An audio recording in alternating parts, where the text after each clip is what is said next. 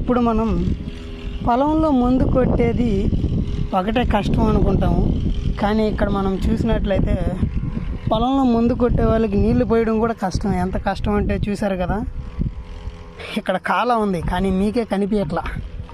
చాలా ఒదురుగా ఉన్న కాలువని మనం ఫస్ట్ ఇలా అనుకోవాలి. ఎందుకంటే మనకి కింద ఏముంటుందో తెలీదు. టక్కన మనం కాలు పెడతాం, చాలా ఎత్తులో ఉంది. కాలు పెట్టిన తర్వాత ఏ పాము గీము ఇలాంటివి ఏం లేకుండా మనం ఇలా చక్కగా ఇలా బకెట్తో ఇలా కొట్టుకున్నాము అంటే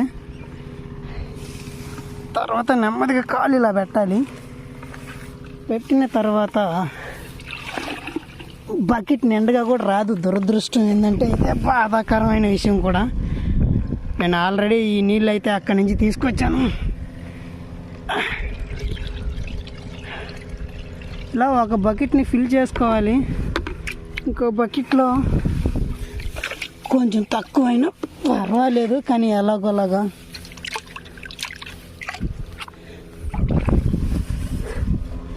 ఇలాగన్నమాట. ఇది ఈ కాలువ యొక్క బాధ.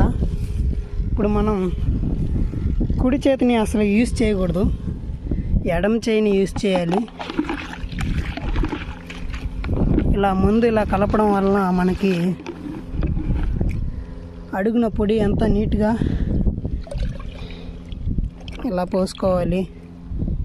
మనకి డబ్బా నిండుగా రాలేదు కాబట్టి ఇంకొంచెం పోయాలి.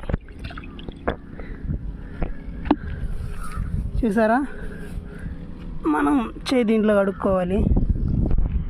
ఇలా అయితే ప్రాసెస్ ఉంటుంది. కాలువ మొత్తం ఇలాగే ఉంటుంది. దురదృష్టం ఏంటంటే మనం నడిచే బాట కూడా ఇలాగే ఉంది, క్లీన్గా లేదు. కానీ మన కష్టం ఎవరికి తెలీదు. ఏం చేద్దాం.